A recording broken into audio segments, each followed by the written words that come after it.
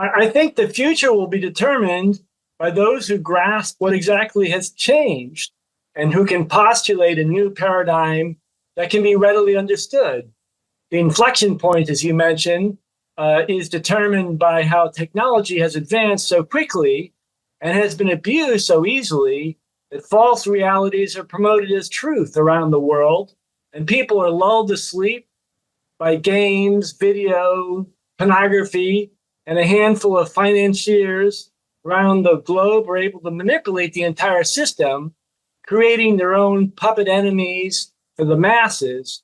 But many people still believe they live in a nation state and they work with assumptions that are no longer valid because banks are not banks, newspapers are not newspapers anymore, and understanding that gap between names and things is the critical issue as we're led to chase after the latest bad guy or blame a few bad apples in the US because the ultimate issue is about who controls information, the means of production and distribution, and who controls money and debt.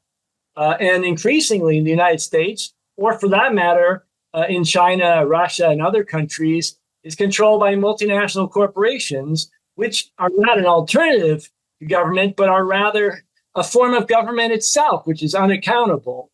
And so we're really fighting against essentially strawberry, chocolate, and cherry flavors of totalitarianism.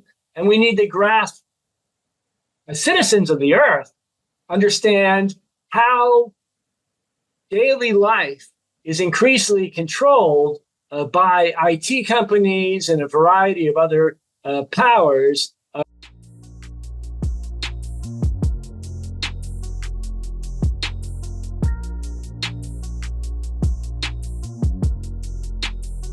Welcome to What's Left, a weekly political discussion challenging the mainstream left. My name is Andy Libson. We are joined by Kenny Cepeda. We are online at whatsleftpodcast.com.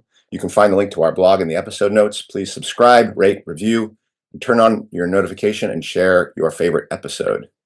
Well, as you can see, today we do not have some of our normal hosts. Alex is not here today. Eduardo is not here today. And we have a special guest. That's right. Her name is Kate Frey. She's a teacher, member of Workers League, and lives in the Northeast and hosts a podcast. On Rumble, it's called Kate Frey, and on YouTube, it's called We Are Many and They Are Few. So first off, welcome, Kate. Thank you. Glad to be here. Great. Well, and just to let our audience know, the way we're going to be talking about a candidate for president, I'm not sure, but Emanuel Pastreich and the support of Kate and her organization for them. I was actually approached by a person that had previously been on our show. His name is Adam. He's a socialist from Australia, a part of the Workers League. Yeah, part of the Workers League, and puts out a periodical Red Fire. And during the time of the COVID crackdown, one of the few socialist groups that came out really full scale against the COVID crackdown, calling it really one of the worst things for socialism since World War I, when socialists, came out in favor of the war. And I very much agreed with that analysis. I think Kenny agreed with that analysis. And so Adam had approached us, and we hadn't talked in a while, and said, "Hey, my group is supporting Emanuel Pastreich, and could we come on What's Left and talk about that?" Now, Adam may be joining us later, but he's in New Zealand and he may be off from time. So he may come in about 40 minutes. We'll see. But we have you, Kate, and you are part of Workers League. Yes. And support the candidacy of Emanuel Pastreich. Maybe you should explain that a little bit. Okay. What we're going to be talking about today. Okay, Emanuel Pastreich is a member of the Green Party, the U.S. Green Party, a faction of the Green Party, a dissident faction of the Green Party, anti-lockdown and critical of the C-19 narratives. He's an academic. He's teaching in Japan. As I understand, he was pushed out of academia in the U.S. like Cynthia McKinney and Norman Finkelstein, so many other people, for going against the 9/11 narratives. I don't know the whole story, but he's a dissident Green. He's worked with Cynthia McKinney in the past, and he's teaching in Tokyo, I believe. He opposes the lockdowns and the whole nightmare of the COVID lockdowns. A part of the left who was just calling this out, calling out the direction, the Great Reset, the World Economic Forum, the things that they have in store for us. So he's actually challenging the legitimacy of the elections itself. He's not on the ballot, to be honest. He's not on the ballot anywhere. But his campaign is to challenge the legitimacy of the entire election. And okay, so that's a good intro. Before we get into that a little bit more, and I'll have more questions for you about Emanuel Pastreich. I believe you pronounce it Pastriech. Pastriech. Okay. I believe. Try to get that right. Yeah. Can you just tell people? I think our audience has never really met you before. Okay. Can you say a little bit more about your background that might be helpful for them to understand why you might be supporting this and what you hope to get out of it and things like that, but more just about you? Sure. Well, my name is Kate Frey. As I mentioned, I've been in the socialist movement for quite a while, maybe 15 years or so. I was briefly in the ISO in the early 2000s in the Boston area. I left. I was in Socialist Alternative. I think around 2013, 2014. I left in 2018. I was very active. Half the time I was very active, and I helped organize overseas for them. Half the time I was an at-large member. I left Socialist Alternative in over the burn turn, what they call the burn turn, support for Democrats, which I feel, and a left-wing faction felt that was a big mistake.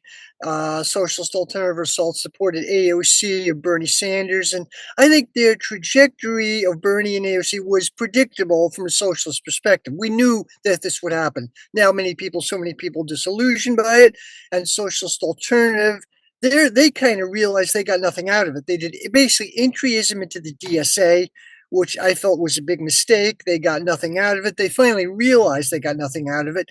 Shama Sawant, I met her. I worked for one of her campaigns. I hung out and partied with her at times. I feel she could have been a lot more aggressive. She supported the nomination of Seattle chief of police, which was a huge mistake. She's politically more of a centrist. Anyway, I left in 2018. People I was close to left around 2016. I haven't really been in an organization since then. I joined the Workers' League about 7 or 8 months ago. I'm part of the anti-lockdown left. I feel one of the biggest attacks on the working class started in 2020 and is continuing the COVID lockdowns. I don't know what I can say on YouTube. I don't want your channel to be nuked. You should just go ahead and say it, because at this point we're done with worrying about that. Okay, sure.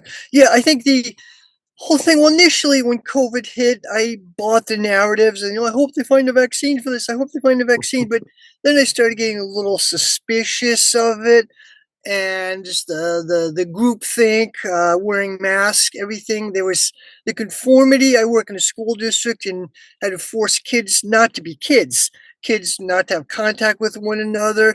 And there's so many absurdities with it. Masks don't actually work. They don't, even the CDC admits this, that a virus is a few microns long, things much bigger than the virus gets through the mask. The N95 mask, especially most effective, is designed for carpenters or industrial workers who work with cutting sheetrock.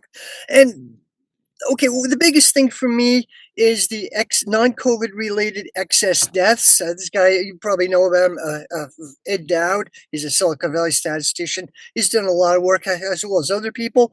And what the insurance industry considers is, from mainstream statistics, the insurance industry officially considers to be non-COVID related excess deaths skyrocketed. Now, most part, there's a media blackout of this. The media, once in a while, mention it. They'll say something vaguely about climate change, or actually, the London Times thought this excess deaths was due to a new exercise fad, which is absurd, really absurd. So the skyrocketing excess deaths correlates specifically to 2020.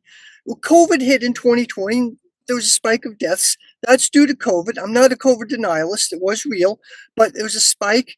And people, research showing people 70 or older or who are obese are the people most at risk. But okay, that went down. Then from 2020 onward, COVID was spreading very rapidly, but it did not correlate with excess deaths. Then there was a spike in excess deaths a little bit later, like 5, 6 months in. That correlated precisely with the vaccine mandates.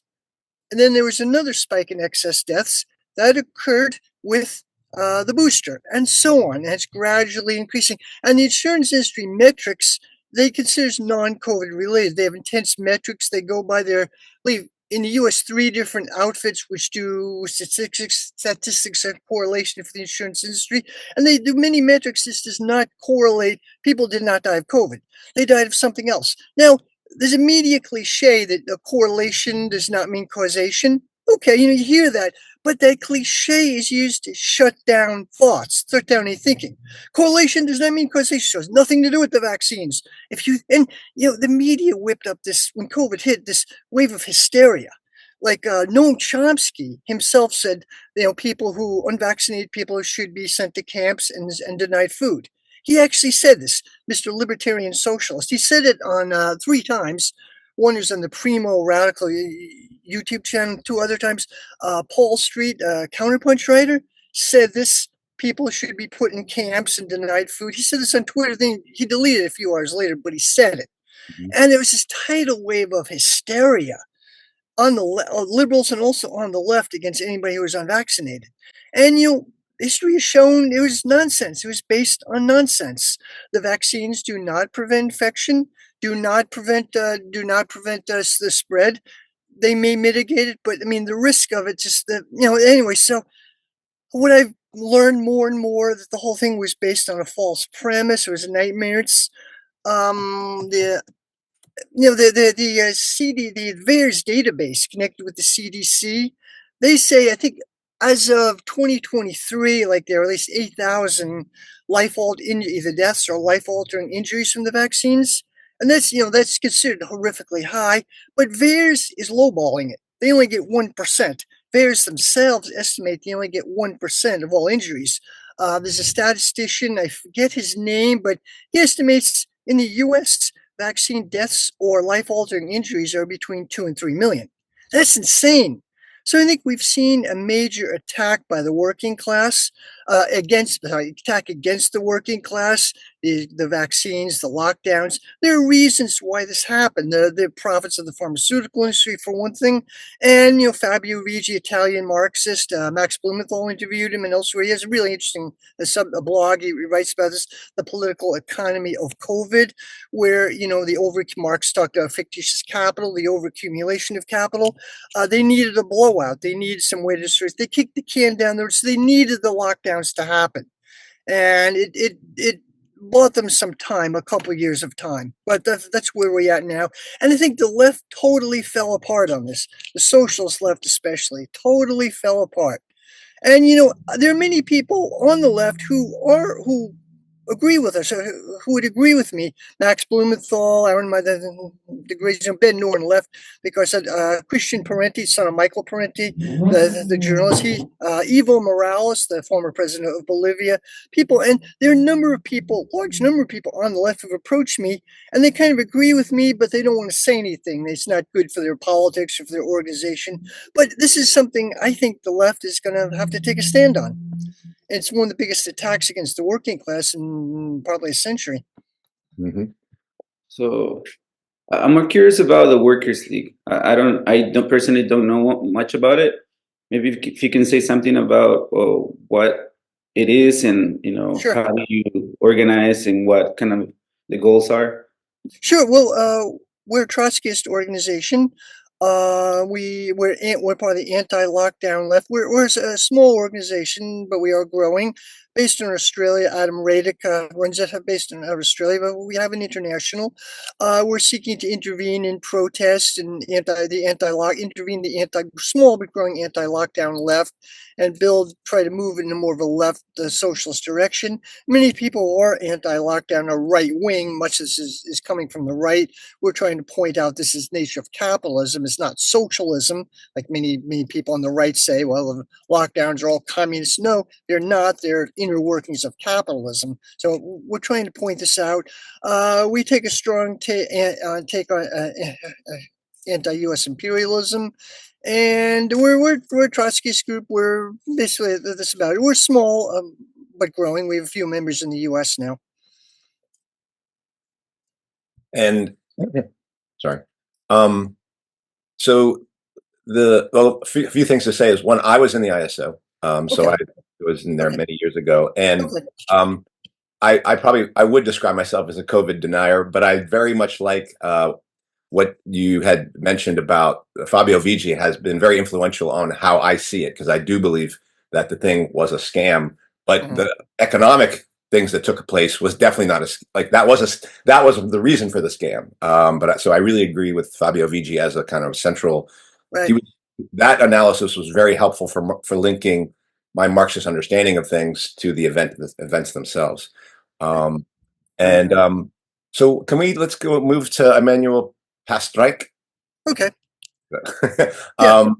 So I've only read a few things about him, so I want to just check to see what I've got right about this. And like you said, I know he was from academia. I didn't know he was kicked out of it. And I knew he had been a Green Party candidate in 2020. Is that correct? Yeah. Yes. Yeah, he ran. And that he was planning on running this again, but because of his positions against COVID, mostly against COVID, the Green Party didn't want to have anything to do with him this round. That's like what I think I heard. Is that? Yeah, right. They didn't want to go near him, right? Right. And it's mostly his COVID positions, if I understand it. As far as I understand, also he's taken a position against mainstream 9/11 narratives as well. Right. Good for him, because I would agree with that. I would too.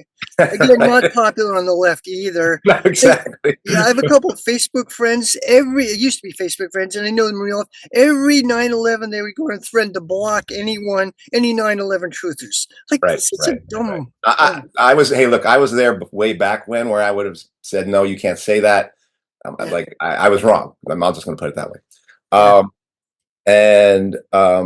But look, it was confusing for me because the person who was interviewing asked him if he was running now, and he said he wasn't running. Now, what I hear from you is like that you are saying he's not on any of the ballots, but we're gonna support that person in terms of. So maybe help me understand that part then. Like, what is he running or not, and then what are you all doing in relationship to a candidate who either, I don't know, you tell me.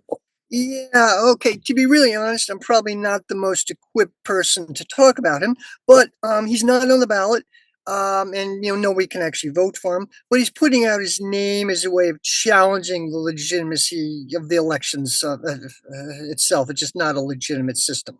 This is not, and he bring up his points about the COVID lockdowns, about 9/11, about what you call the globalists. He's more of more of a degrowth agenda as opposed to like Caleb Mop and people like that. But he sees what global elite, where they're leading us to. So he's trying to use this as a platform to bring up these issues.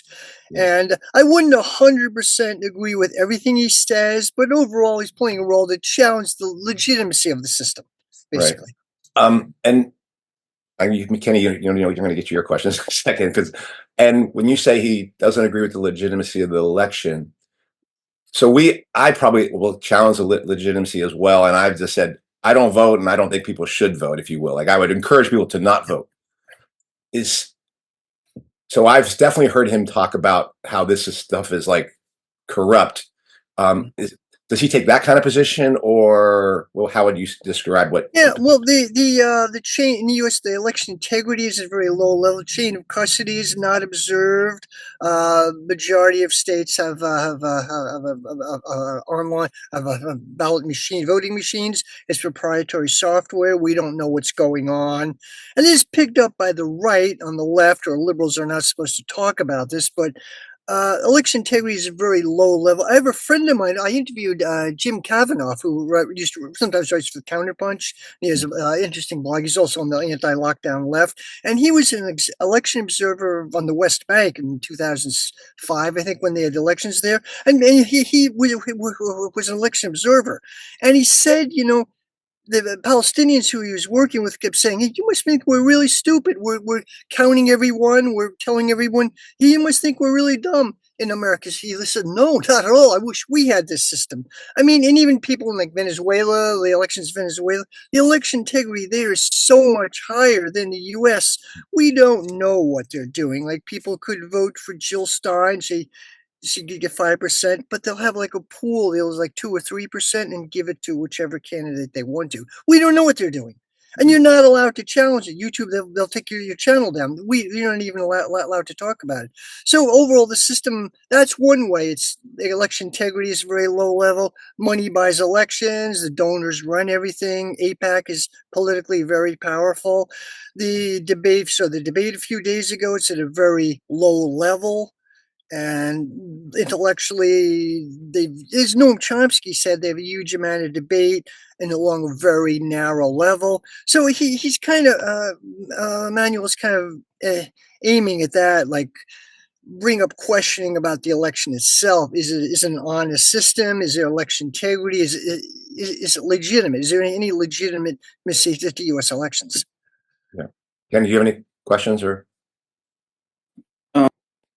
I guess I was just trying to understand, that part of challenging. So I guess the challenge is more of a, like you said, using the platform to kind of put these ideas out there, right? So more people hear that the system is rigged, it doesn't work, and that essentially, so is this candidate saying, don't vote? Like just build something else.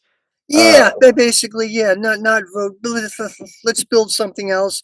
The system is not legitimate on so many levels, a zillion different levels. It's a rigged, fixed system on a dozen different levels, and let's build something else. Let's look how corrupt the system is, and let's work to build something else. Don't participate in it. Build something else. And this, yeah, I guess since Kenny's got that question, maybe this will get. Why would since he's not running? Since a lot of people don't necessarily know about him. Actually, I don't think that matters. I'm going to take that one out. Since that's Workers League's message, and I agree with that message. Don't vote. Why would you want to put it in terms of Emanuel Pastreich says this, and we agree with it? Why wouldn't you just say Workers League says don't vote?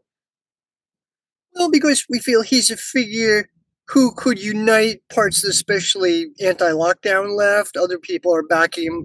Dissident parts of the Green Party and other organizations are backing him. Besides just us, it's broader than just the workers. We're a small organization. It's broader than just us. He does have something of a following on parts of the Green Party. He does have a following, so it's broader than just us. I get you. So let me say some things that I do really agree with. Well, I agree with him on when I heard his interview. One of the things that he was clear about when he was describing the U.S. system, the Russian system, and the Chinese system, he was saying that they're versions of the same system, and they're all totalitarian systems. Like the idea that essentially we are all living under various versions of dictatorship, and that's something I think I would really agree with. I do believe capitalism is the bourgeois dictatorship, and he doesn't necessarily come out and say he's anti-capitalist. Kind of suggests it a little bit. Yeah.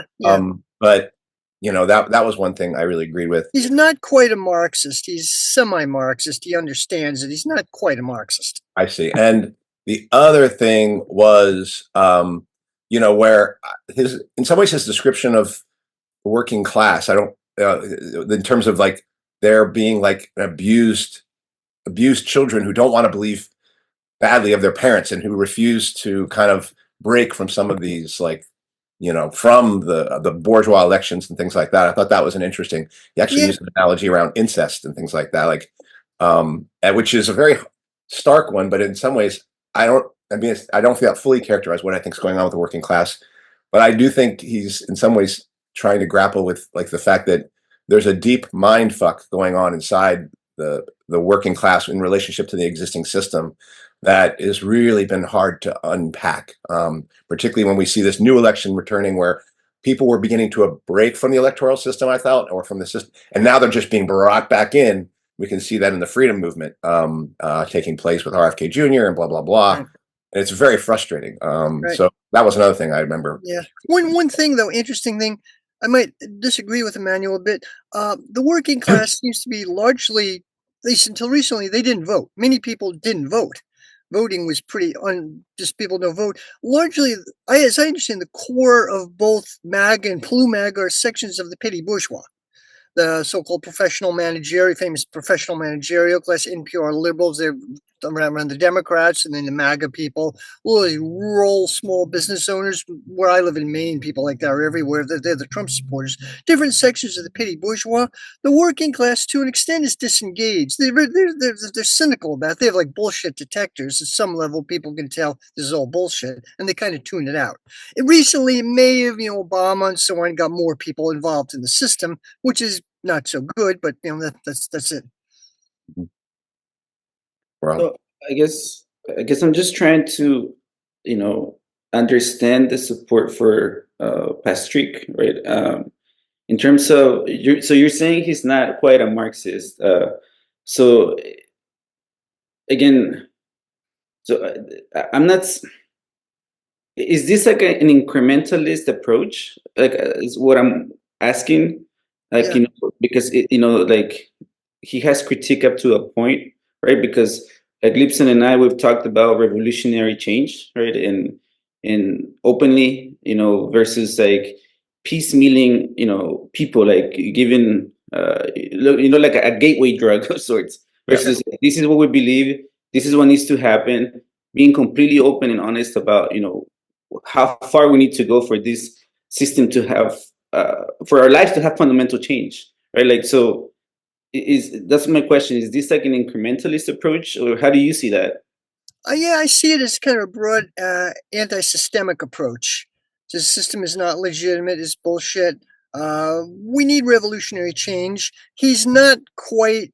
He's not quite a Marxist. He's not an anti-Marxist either. Just a broad anti-systemic approach. We'd critically support him. I have questions about him myself, but we'd critically support him as a way to open up questioning of the system. He could go further. He's not a Marxist, but not an anti-Marxist either. He seems to understand a Marxist critique, but he uses other approaches as well.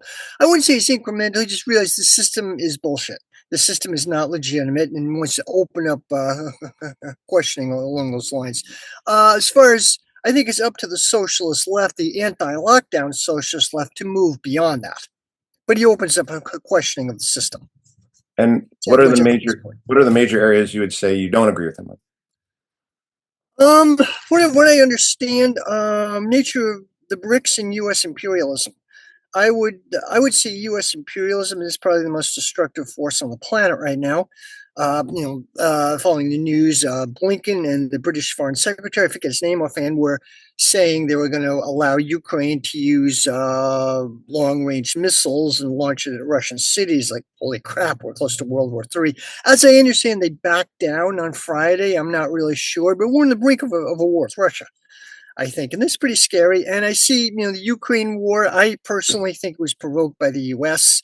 Not that I love everything Russia does, but I don't politically support Putin, but I understand what's going on.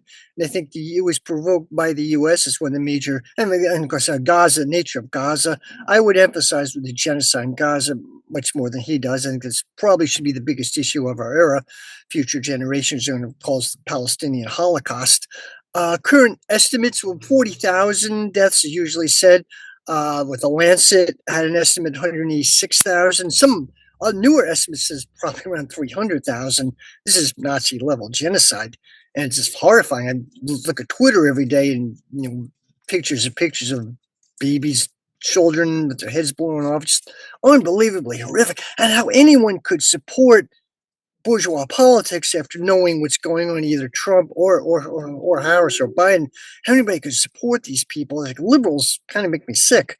Harris is not good, but her genocide is going to be a little bit nicer than Trump's. Caitlin Johnson does a great job of calling out people like that. So I think Emanuel could be a little stronger in anti-imperialism. What's happening in Gaza, he barely mentions it. I take a much stronger approach about Gaza and about U.S. imperialism in general, and globally could be a little stronger globally, geopolitics and things like that. But I think he does provide an opening for questioning the system more so than Jill Stein, who kind of brings. I mean, Jill Stein, I understand what you're saying, why people vote for her, and I worked for a campaign myself back in 2016, but she kind of brings people back into the system rather than than criticizing or bringing them. She brings people, so well-meaning people, back into the systems.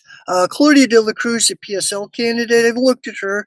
She's part of the lockdown left, of course, and I have some disagreements with the PSL. And campaigns like that from a specific socialist group are often geared to building the specific organization. And I don't have anything against the PSL. I've done stuff with them. They're active. They're doing stuff.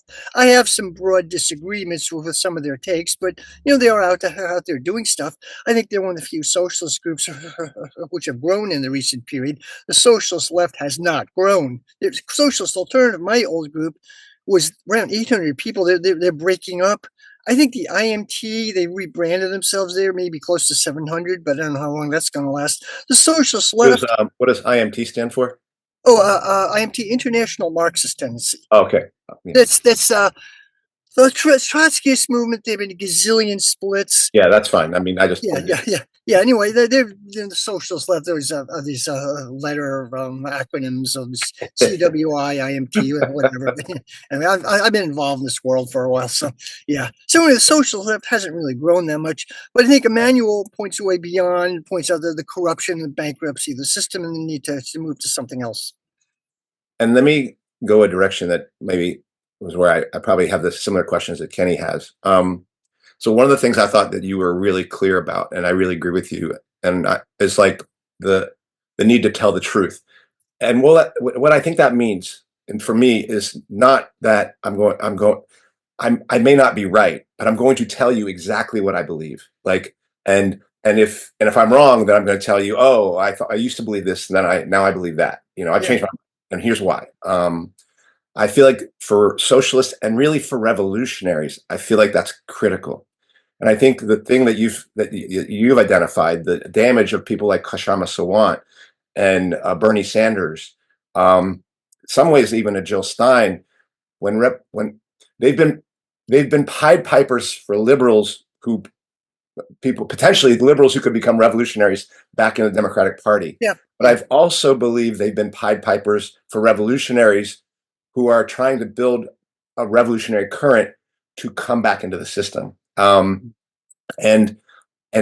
by one of the biggest ways they've done that is those of us, and and the ISO supported Ralph Nader, which I think was a big mistake. We were accused of being opportunists, and I think that accusation was right.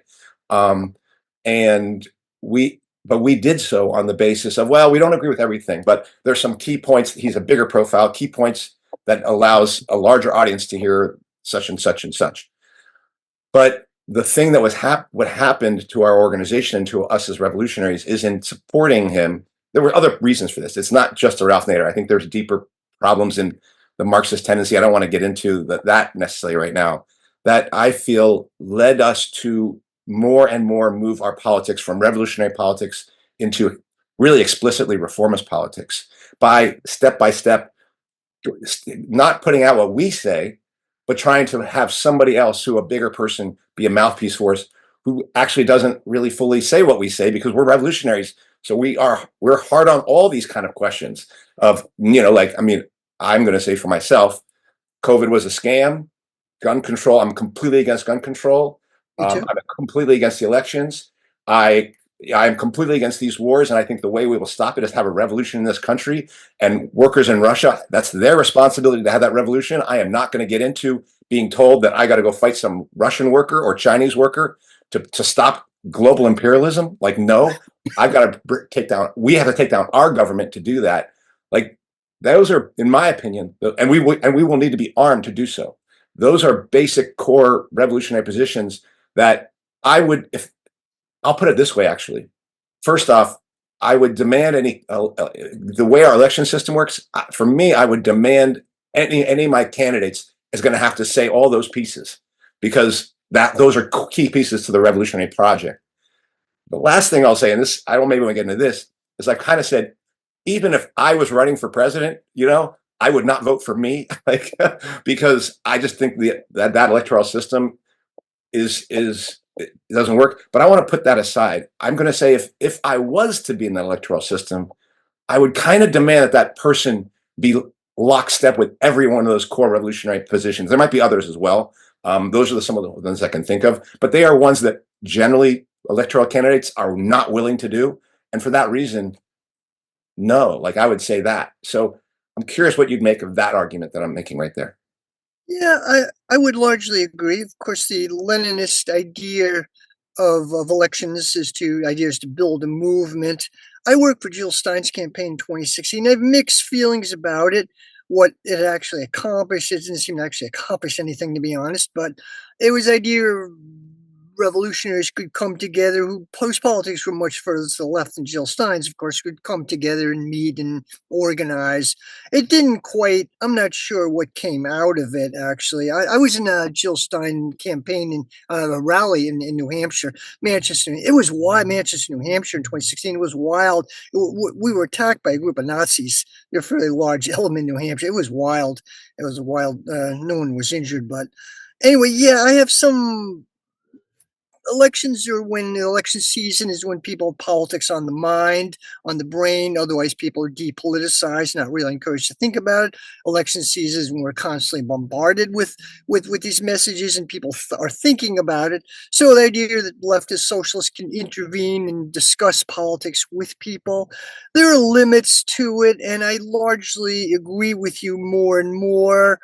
I'm utterly cynical about bourgeois elections by now. Even Jill Steiner, Claudia de la Cruz. I mean, they're lucky to get 2 or 3%, no matter what. I mean, part of me would love to see the Jill Stein throw the election to Trump, even though I don't support Trump. Part of me would the Arab American vote in Michigan or a few other states might, but I'm utterly cynical about bourgeois elections now. They're bullshit. I interviewed Jim Kavanaugh. He kind of feels that way.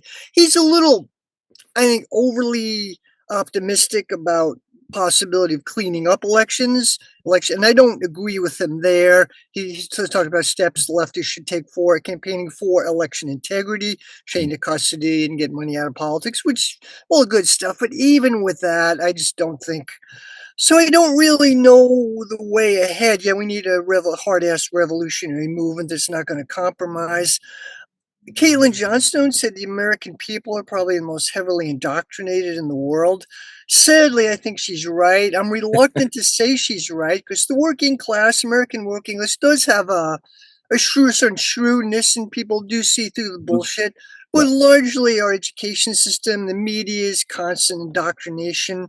And I don't really know the way ahead, to be honest. I thought it was building a revolutionary party, but most of these groups have not grown in the recent period, so I shouldn't be saying this because I am a member of a group, but I don't really know the way ahead myself. I think it may have to happen after the U.S. reaches its rock bottom. There's de-dollarization. They dump the petrodollar and the U.S. economy collapses. I don't want to see people hurt, but I think at this stage it's the only way. Things are the only way to develop a revolutionary movement. But I'm not sure. I don't know. I'm gonna let Kenny say a question, but I think what you're saying, frankly, I wish when I was in the ISO and Lavos, I would have said, I actually don't know how this is going to go. Like, I think that's really critical for revolutionaries in your organization or not, to be honest about what they're really going through. I largely agree with you. Is I know we need a revolution, but I am really unsure how to get there from where we are at. So, frankly, I think that's probably one of the most important things I felt you said here. Go ahead, Ken. So, sorry, Kenny, go ahead. Go ahead if you want to say something. Go ahead. Oh no, were you going to say something? Well, yeah, just from what you said about the elections, people being more aware, I guess, of politics, and so I guess that's where I have a question, because this candidate, right? Like, he has his own following, right? And it's kind of a niche, right? So he won't reach people outside of that niche. And so like, I'm trying to work through this right now, sorry. So I don't see how persuading people who are willing to still hang on to the system is worth my energy, just in my sense, because I am I am more about the people that you said that have questions about the system that are bullshit, that are just like not going to vote. Because I do agree completely with you. You know, from what I see every day, like the people, the actual working class, the people who are more at the bottom, they have more questions. You know, a lot of those people have more questions about COVID. You know, I kept saying on these on our shows that the most educated were the most brainwashed. You know, into Yeah, the exactly. system, more willing to hang on to these bullshit data, right? And these quote unquote expert opinions, quote unquote scientific proof, right? Like as if the whole, you know, entire science under capitalism is not compromised. We've had those discussions. So I guess what I'm saying is that that's where I have questions about, you know, like people like Emanuel Pastreich in using that sort of vehicle, right, to kind of push people off, you know, the system, right? Like come off. You know, there is an alternative, because I feel like people have to do it themselves. Like they're gonna have to be like, this is not like, come to your conclusions. This is all bullshit, and start looking around. I do agree that there has to be a message that has to be out there, you know, and we have to be consistent and honest, you know, about what we truly believe, right? Like the revolutionary message. And so that's where I have questions about people like Emmanuel, right? Because he has a limit as to his revolutionary ideas, and he's appealing to a section that he's already captured, I guess, in a way. And at the same time, I'm not trying to capture anybody. All I'm saying is this is what I believe. You know, this is what I think is to happen. This is what I think is happening. And if it makes sense to you, let's do something about it together. You know, like I'm no longer trying to convince anybody during the electoral season, right? Which is, as far as it's a show, it's reality TV at this point. You know, that debate, that's what it was. And so, what do you think about what I'm saying? Yeah, I would largely agree. We do think Emmanuel should take more of a revolutionary working class perspective, workers taking power. He kind of touches on it. He talks about the corruption of the system, illegitimacy of the system, and the COVID lockdowns and things like that. You're not supposed to talk about now the system is utterly corrupt. He talks about in geopolitics to some extent, the drive to war, and the link between all these elements. We feel he could be stronger with a working class or working class power, working class taking power, revolutionary struggle. He does provide a useful role in bringing together like parts of the anti-lockdown left and being able to talk to people on the populist right who are radicalizing, but they blame communism, which for what's actually capitalism. But there are limits to what Emmanuel was saying. We feel he could take more of a stronger working class power perspective. Yeah, some truth to what you're saying. Yeah, and I think partly um, in believing for myself that we need to have there is no reforming the system. Yeah, It's going to have to be transformed from below, yeah, and still believing that the agent for that is the working class. The process by which that would happen, I have more questions about than I did 10 years ago, where I kind of thought that unions would play a bit of a role. I knew unions weren't revolutionary, but I thought a revolutionary party would have to play a role. And I think I still believe that part. The nature of that party, I have deeper questions about.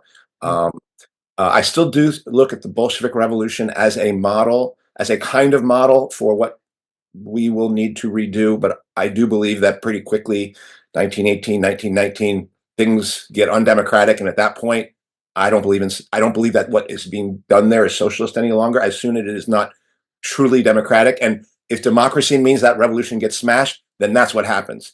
To try to keep it around in the name of preserving it, in the name of international revolution, but it no longer means socialist, to me was not worth it. But whatever. Those are not like small questions, but those are things that I grapple with in my yeah, mind. sure.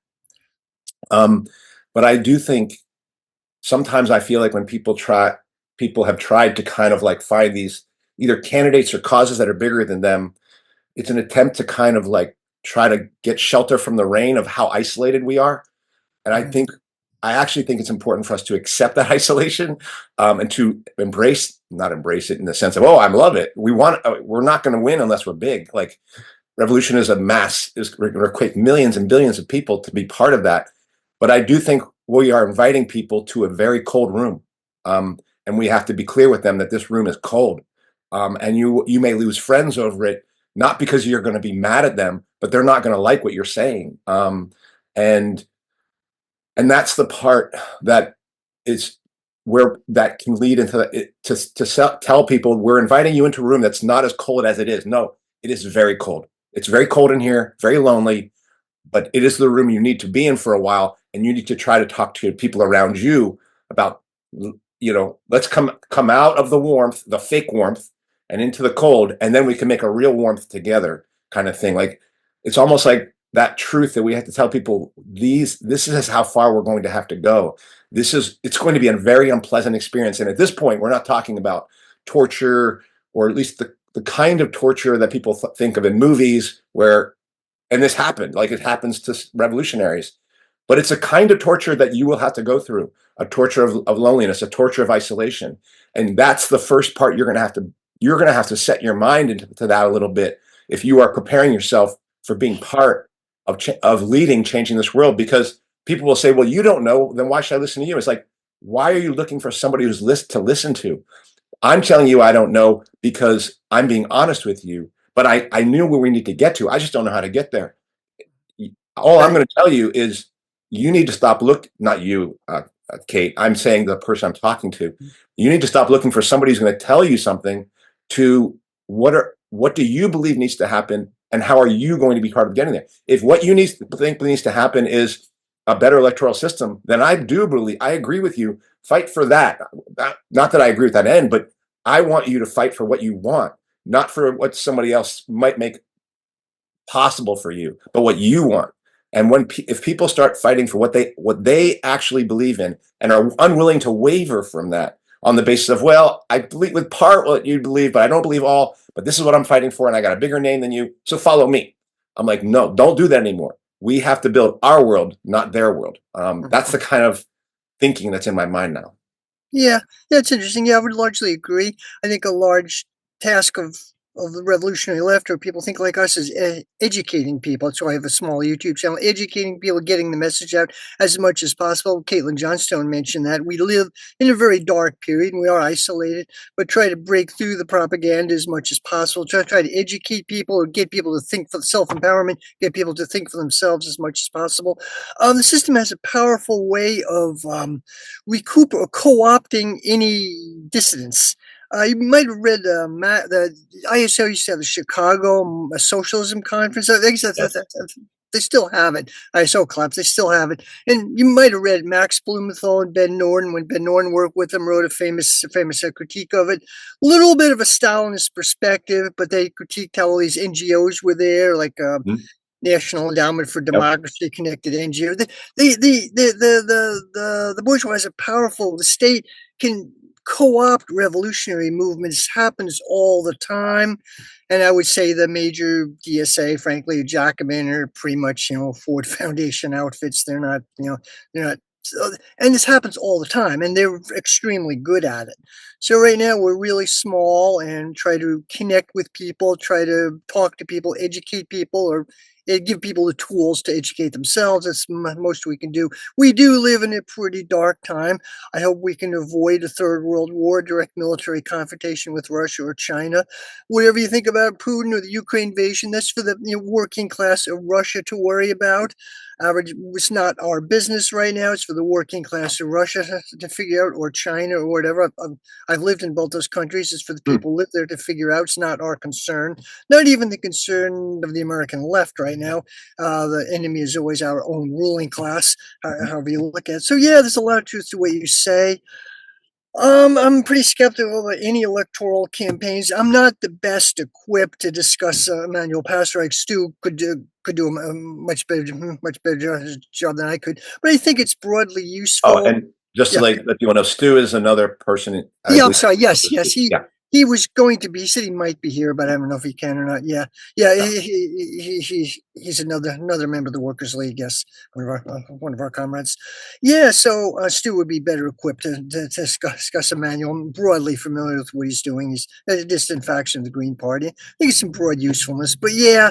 The fact that he's not on any ballots might be a good thing, just questioning the system itself. Quite the system. So, like, you saw the famous meme, he said, I voted. There's a meme, like, I rearranged piles of shit, which is basically what it is. I have some other comments, but Kenny, do you have any? No, I think you can go ahead. First off, I am curious, how long were you either in Russia or China? I was in Russia first I was in China. I was there in the late 90s for 2 years. I came back. I was there again in 2010, 2011. I taught in Xi'an, inland China. This was in the late 90s, much different situation now. I was at a small institute. I taught peasant kids. I spoke English, but they could read and write English. They couldn't speak it. And I taught accounting in English. They got the same thing in Chinese. I taught them the English terms for it. Then later, I was at the China China Agricultural University.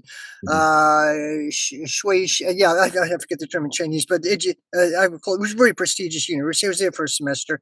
I was in Russia late 90s for 3 years, on and off. I taught English to Russian business people. I was there in the late Yeltsin period. That was pretty wild. It was kind of very much of a gangster state at the time. What I'm hearing is a lot different now. It's vastly different. But yeah, friends of mine share shootouts. The story I like to tell people very briefly. There was the shock therapy. Half the population fell into extreme poverty. Yeah. They had, the small group of oligarchs. They had this massive privatization. Small group of oligarchs or ex-Soviet bankers, industrial managers rigged the system. Half the population. And you're talking about when the wall collapsed. Sorry, the technology, and the shock therapy that the West imposed. Right, exactly. Led to mass poverty. Yeah. Right. In 1992, 93, there were under Yeltsin, after the Soviet Union collapsed, there were 3 big auctions of privatized state property to supposedly create a mass basis for capitalism, which is impossible. So a small group of ex-Soviet bankers and business managers rigged the system. They became billionaires overnight. Half the population in Russia fell into extreme poverty. There's mass unemployment, wage arrears, AIDS, heroin addiction. It says Russia had the lowest male life expectancy in the world in the 90s, 56, I think. It's estimated that Russia lost as many people in the 90s as they lost during the Second World War. It was one of the worst times in Russian history. And the U.S. loved it. The U.S. loved it. They 1996, the U.S. massively intervened to get Yeltsin reelected. There's a good article in the English language Moscow Times about this. 3 well-connected advertising firms, CIA. Anyway, I lived in Moscow during the later period of time, and I taught English to Russian business people, and people I lived with would give me fruit. And sometimes I had this pair. I had a book bag with books I used, textbooks I used for my lessons, gave to Russian business people. And so anyway, I was in this area of Moscow which had a lot of beggars. I was there there's one of the early ATM machines were in Moscow. And for some reason I was there. It was opposite a tourist area. So anyway, I had this pear in my bag. I said, I gotta get rid of this thing, had it a little bit too long. I dumped it in this small dumpster garbage bin. And they have what in Russia, what they call a babushka, an older grandmother, babushki plural. They're unofficially the glue that held Russian society together. Every business, every family has a babushka who yells at people to wipe their feet and stuff. Okay, anyway, I threw this pear in this garbage bin. 3 babushkas dove for it. People were fighting over a piece of rotten fruit. Holy crap. And Bill Clinton, who's a corrupt piece of shit, was saying, stay the course, course which drove the population to extreme poverty. And the U.S. loved it. U.S. has massively intervened in 96 to get Yeltsin reelected. He was finally pushed out by the military in 1999. Putin got in. U.S. originally liked Putin. He was supposed to preside over the neoliberal looting of Russia. Then a couple of years later, he emerged as a Bonapartist figure, basically played off different groups. And the economy improved, according to some accounts. By 2010, the standard of living for the Russian working class was the highest it's ever been, even in the Soviet period. But, it's been from there. He's demonized in U.S. media, but he's popular in Russia. And I don't politically support the guy, but he has been a fairly astute leader. The question I have for you Oh, go ahead, Ken. Okay. I have a question about that period of your life, because I think, experience, you going through life is like fundamental about, the prospects of changing the world. And so, like, I value what you're sharing. So what the curiosity I have is like, do you think, how has your view of that time changed over time? Like, did you understand right away, like at that period, what was going on? Or Yeah, yeah. Well, I read. I kept up. My Russian was always kind of minimal, but I could understand enough. And there's a lot of English language papers. There was the Exile. Matt Taibbi used to write for the Exile from a left, talked about what's happening from a leftist perspective. I wasn't quite a Marxist. I was a bit of a tanky back then. Like I was kind of, I came from most of my life in a small town in Vermont. I was a bit of a tanky. I knew What's a I'm sorry. tanky? What's a Oh, a tanky? tanky. Yeah, tanky is a term used. Oh boy, it came out of the British Trotskyist movement, people who supported the Soviet invasion of Hungary in 1956. Anyway, the term a tanky was like a Soviet hardcore Stalinist Soviet nationalist. Gotcha. I'm not a tanky now. Yeah, I no longer think this way, but emotional level, it was kind of rebelling against my dad, who was kind of right wing in some ways. Oh, go Soviet Union, go Che Guevara. That was kind of sort of the way I was thinking in some ways. I was a bit of a tanky back then. Later, I hadn't read Marx. I didn't know a lot about political theory. My time in Russia was a radicalizing experience, especially I have so many stories, but there's a story about the babushkas diving for rotten fruit. That was like, that crystallized right there. That was like a radicalizing experience for me. Like whole freaking US imposed the shock therapy on Russia, just loved it. And what the US was doing under Bill Clinton, who was supposed to be a liberal Democrat, that got me to understand a lot of things going on. I joined a socialist group much later on. I didn't really know what was around. And I went through a couple of intense reading bursts. I learned socialist literature. I came back to the US and moved to the Boston area, and I hated the Iraq War. And I was looking around for a socialist organization at the time. I was in the ISO for a few months, but they seemed a bit odd. Like people younger than me were kind of bossing people around, and just the interpersonal dynamics. Yeah, I mean, You were seriously, able to suss out in a few months what it took me years to figure out. yeah, like they had this inner. I mean, first I was really impressed, like really great revolutionaries. Oh, this is really cool. But then people younger than me were trying to boss me around and just all kinds of stuff, and it just I got odd vibes. I'll tell you a brief story from my time in the ISO. Okay, there was a period when Cynthia McKinney was coming to Boston. They liked Cynthia McKinney, anti-war dissident, and I had a really bad time at work. So I called my ISO contact, who was going to go to see Cynthia McKinney. Said, I have a really bad time at work. I'm going to cancel out. Said, okay. Said, I understand. Then a little while, I said, I thought I was going to be fired from my job. So I called her back. Said, never mind. It's okay. I can see Cynthia. I can go see her. She said, no, you stay at home. You read. They have this book. I saw this book, The Meaning of Marxism by Amato. You probably may have seen it. It's one of their textbooks. So you stay at home and read The Meaning of Marxism. We won't go. We cancel that on Cynthia McKinney event. So a week later, at the ISO meeting, I found that they actually did see Cynthia McKinney. Like, they lied to me about it. And that was weird. So anyway, a while later, I was taking a little, they have intense, like a treadmill of activism. You're required to go to like a mandatory 2-hour meeting. They were interesting. Then 2 mandatory 2-hour paper sales. Then a mandatory hour fraction meeting. They didn't really enforce it exactly, but it was supposed to be mandatory. But I took a week break. I said, I'm not feeling good. I'm going to take a week.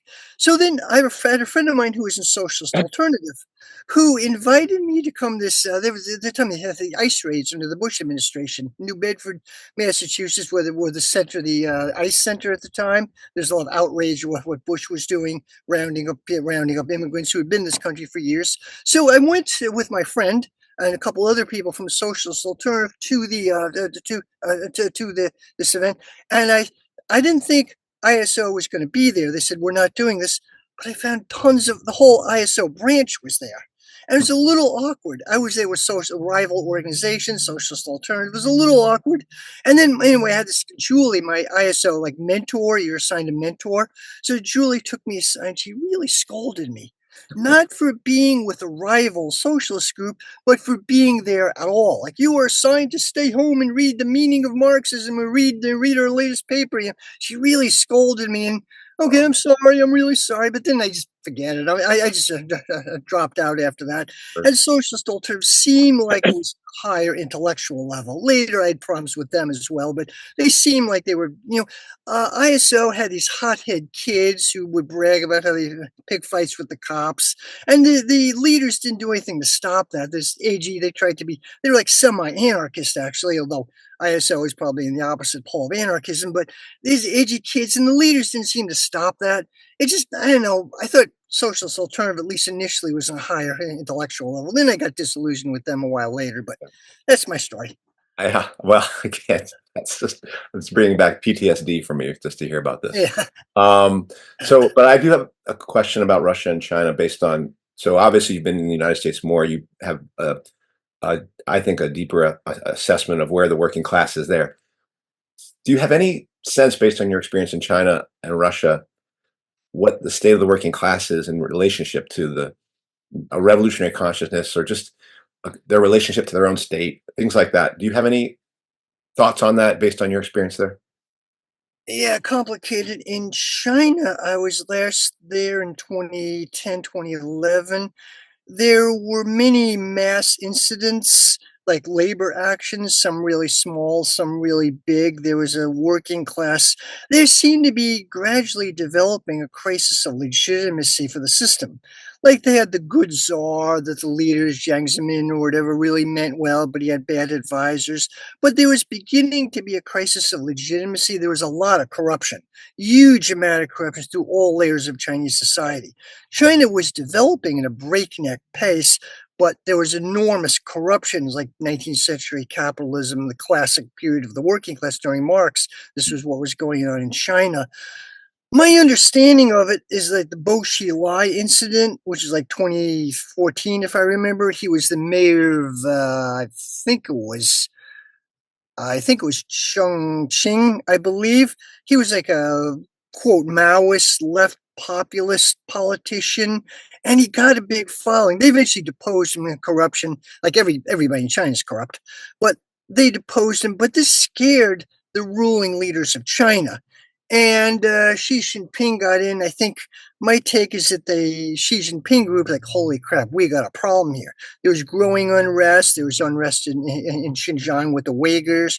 There was growing unrest with the Chinese working class throughout China. And they thought, holy crap. So they moved to the left, rhetorically, but they did bring a lot of people out of poverty, like 50,000 people a year. What, as I understand, they dramatically raised wage levels, and Xi Jinping diffused some of the conflict going on. My understanding of it, and many coastal people in China, they're doing pretty well.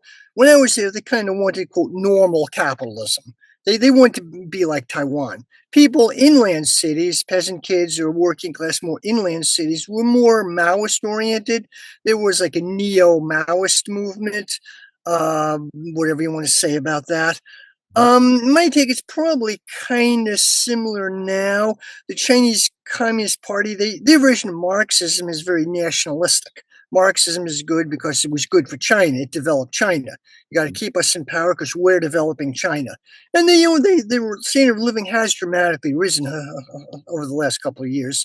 There are still, but when I was there was close to a crisis. The CWI thought China was going to collapse. The organization I was in, Committee for Workers International, thought China was probably going to collapse soon, like within 5 years. This is 2011. It didn't happen. Instead, China's continuing to boom. I was in Russia. I think what time I was in Russia, people were just really confused and disoriented. Whole series of disasters happened in quick succession. People were just taken by. My hunch, the Russian working class is fairly nationalistic. Putin's fairly popular, The Communist Party of the Russian Federation, I think, is constructed opposition in some ways. It kind of functions as a labor bureaucracy, like in the U.S., only there are some more left-wing currents in it, from what I understand. I don't think either China or Russia, the working class, is actually a revolutionary consciousness. In China, the state has been really good at co-opting any revolutionary consciousness, but any Marxism. But it's my understanding of it. Yeah. And one other question, because this is the one area we didn't really touch on in terms of the period, what people call COVID period. But I more think of it as the lockdown and the way the Viki put it, right, which is the collapse, the Controlled potential collapse. What was the term he used? demolition. Say again. Yeah, Controlled demolition of the economy. Right. The controlled demolition of the economy. What do you make of the stuff around Fourth Industrial Revolution, the digital disembodiment, surveillance, people being more separated, AI development, haptic suits to be turning workers into essentially the working class the capitalist class going from a living labor model of profit making to just essentially all dead labor, moving more and more towards essentially machines, which will create a crisis for itself, but that's what they're doing. What do you think about that whole digital thing that came as a result of COVID? Absolutely. I think it's definitely there's a lot of truth to this. Ukraine is being used as a test case for this, like Chile was used as a test case for neoliberalism, the last wave of neoliberalism. Naomi Klein, the shock doctrine, talked about this. Chile was used. Ukraine is being used for this. As I understand, labor laws are suspended or ended. BlackRock and Vanguard and Cargill and Monsanto are buying up the farmland. There's increase. They're talking about smart cities in Ukraine after the war ended. In some ways, Ukraine specifically is being used as a test case for this. It is interesting that some of this is there's a contest with the BRICS. They are an alternative to U.S. hegemony, but a lot of this exists in the BRICS also. They're not totally separate from this. And there's a writer, a Canadian writer journalist who lives in Moscow, and I forget his name, but he talks about this a lot. How some of this great reset is going on in Russia as well. They're introducing central bank digital currency. So there is a contest with the BRICS. I think it's a very real contest against U.S. hegemony. And I think the global working class has an interest in ending U.S. hegemony, absolutely. But it's not as simple. It's within these countries as well. There are big elements of it in Russia and China as well, moving towards expelling labor, the whole Great Reset thing, expelling labor. There is a lot to it. Unfortunately, it's taken up by the right wing instead of the left. We need more leftists talking about this. You mentioned this, you think, oh, you're right wing conspiracy theorists. No, there's a lot of evidence this stuff is actually going. Whitney Webb talks about this. C.J. Hopkins, Catherine, what's her name? Catherine Ann, forget her last name, but Catherine Austin Fitts. Yeah. Catherine Austin Fitts talks about. She's not a Marxist, but she talks about this a lot. There is definitely stuff like this going on. I think they do have in different levels. They realize the currency is Giovanni Rigi wrote this great book, The Long 20th Century. I don't know if you read it. Eras of Capital Accumulation. It's about a history of global capital accumulation from the 14th century until now. It says, U.S. we have U.S. hegemony, Chinese. U.S. hegemony is now ending, and we're entering a new period. He thought it might be a post-capitalist period, or he says, I don't know what China is, but whatever it is, it's not capitalist and it would be inherently good. I don't know if I agree with him or not, but we are entering a new period. At some level, the global ruling class realizes this. They don't quite look at it in Marxist terms, but they do realize this, and they want to move on, keep whatever it develops into, they want to keep control over it. And the contradictions of capitalist mode of production are reaching a breaking point. So we may be entering some sort of techno-feudalism beyond, the alternative to capitalism is not necessarily socialism. It could be something much worse. And, the left isn't really talking about this, desperately needs to, but the left is not talking about this. And I'm trying to work this out in my own mind, too. I don't have all the answers, but. No, I mean, that's why I wanted to ask you, because you were part of the left, I'm part of the left, and a lot of I wanted to see it. But have you been exposed? Have you exposed yourself to that? And I'm really, I mean, I'm glad, I'm glad there's a comrade over here who's like also looking at people who are not Marxists. Catherine Austin Fitts is definitely not a Marxist, Yeah, yeah. but she has a lot of good things to say that will help a person understand a very important piece of the puzzle about what's being imposed on us. Right, So I think that it has been very frustrating, like not just around COVID, but around things like the Fourth Industrial Revolution, to see the revolutionary left act like it doesn't exist because they think it comes from the right. It's just ridiculous. So anyway. Yeah, it's a misunderstanding what the state is all about. People on the left think people on the right think any state involvement is communism. Like you might have heard Alex Jones interview with Jackson Hinkle. Like, yeah, Alex, we all run the globalists are all Marxists. They're all communists, but they're Trotskyites. I'm one of the good communists. I'm a right-thinking American Stalinist. Like what? And there's a correct and an incorrect way for a principled leftist to talk to someone on the right. We need to learn to talk to people on the right in a principled fashion. Like Jackson Hinkle is not remotely principled, but there's a correct and incorrect way to. And I don't believe in purity politics. Like it's okay to be on Tucker Carlson. It's okay to talk to these people as long as you take a principled stand. I agree. You need to be able to relate to people on the populist right without agreeing with them. Yeah.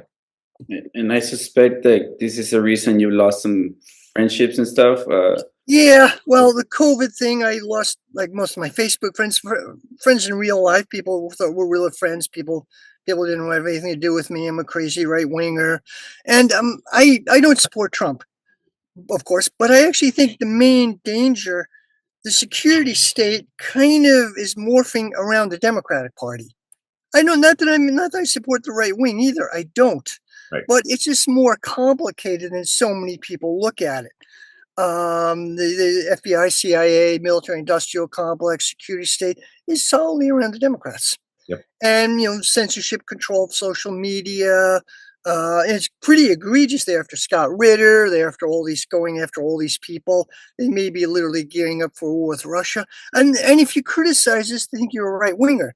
Yep. Now, there's a populist right, which is confused and often batshit crazy. They're sort of anti-hegemonic, but they're so totally confused and wrapped up in their own nonsense. So that's what we're up against. And I don't know any good way out. They've indoctrinated liberals and a large part of the left to follow the security state. And one area that we've talked about here on this show that is really both the left and the right have fallen down on is the issue of open borders and the issue of immigration, where people are, once again calling for the state to intervene to protect us from people coming across a border. But what they're really doing is putting weapons in the hands of their enemy and saying, go ahead, use electronic methods, use weapons to restrict workers crossing things, thinking like somehow they're not going to use that back on us. So it's like that is another big ideological breaking point that we've got to get clear on. I believe ultimately. Yeah, the immigration thing. Oh God, so Springfield, Ohio. All the memes about people eating cats and dogs, and I'm trying to wrap my head around this. I've always been pro-immigrant, and it looks like Springfield, Ohio. I think the stories about eating cats and dogs, like they're made up. I don't think, but you get a small working class town and economically struggling, and then they're putting what I understand, 20,000 Haitian refugees there. And it is putting a burden on the town. Some of this hysteria is whipped up by the right wing, too. So I'm trying to wrap my head around this. As I understand, Biden deported more people than Trump, actually. And Obama deported more people than Bush. They call him the deporter in chief. But after his second year, there was de facto open borders. And in a way, I'm kind of okay with it. But it's been an issue taken up by the right wing, is really concerned about it. And is there some truth to what they're saying? I don't totally know, and I'm trying to wrap my head around some of this. That's another conversation. Conversation. Yeah, it's a whole another conversation. Yeah. So, Kate, it's actually really been a pleasure to meet you and talk with you. I'm sorry Adam couldn't make it. I thought actually it's now 7:30 a.m. here. I thought in that next hour he would be here because I figured he was an hour behind, but Yeah. I don't know what happened. But I think this has been a great conversation. So Thanks, I really I enjoyed it. I enjoyed it. Yeah. Any last thoughts before I sign us out? I just want to say, the same thing, and I think this is, I hope, one of many more conversations. You reach a lot of conclusions that we reach on our own, and so that gives me, I don't want to say hope, but it gives me something good. I get some good, that you come to your own conclusions through your own journey, and I do think that this is what needs to happen. Everyone has to go through their own journey, and more. I want to find the people that are willing to go further than just repeating what they're told. Right, that's where I want to spend my energy. I think that's where the potential for something good to develop is. And again, like you said, it doesn't matter what you label yourself at in terms of politically. What I want to know is what principles you actually stand behind, and when shit hits the fan, what do you actually do? And do you stand in your principles? Because as we've seen, that didn't happen in COVID, and so I'm glad to know that you're still here. You're surviving the isolation that comes with standing on principles, and I'm looking forward to talking more some other point. Okay, thanks. Yes, I enjoyed it. Thank you. Yeah, and stay on because I'm going to sign off. And also I feel like you're willing, the honesty that you have to say, this is what I believe, and here's what I believe, but here's what I don't know. I think more people need to. That's what everyone's going to have to do. They're going to have to just be honest with themselves and with people around them about what they believe they know and what they believe they don't know. So, folks, we've been talking with Kate Frey from Workers League, teacher, socialist, Marxist, and Kate, you have your own podcast. Say a little bit about that again. We do. It's We Are Many. It's on YouTube channel. We Are Many, They Are Few, from the Shelley poem, and working class issues, geopolitics, international relations. I've interviewed a variety of activists and writers from different socialist traditions. I have a video on George Galloway, which is very popular. I've talked about various issues, current events. And check me out. Also, same thing on Rumble, slightly different. Rumble censorship free, some videos which they won't allow on YouTube. It's a Kate Frey, Kate, capital Frey, one word. I'm also on Odyssey, but I haven't done much with Odyssey. It's when I get a little bigger, I'll transfer the videos to Odyssey. But I'm on Rumble and YouTube right now. Okay, and you're obviously welcome to post this on your thing as well. Okay, thank you. Yep. So that does it for this week's episode. What's Left is a weekly political podcast channel challenging the mainstream left. We post information about our topics and our guests on the episode notes wherever you found this episode at what'sleftpodcast.com. You can find past episodes to the podcast channel here and connect with us.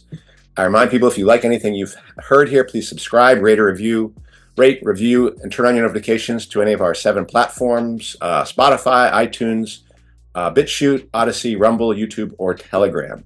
And if you'd like to give us feedback about something you've heard or suggest something for us to cover, contact us through our blog. So once again, Kate, thank you for being here with us. For Kenny and for Andy, that's it this week, and we'll see you next week. Thank you. Bye-bye. Bye-bye.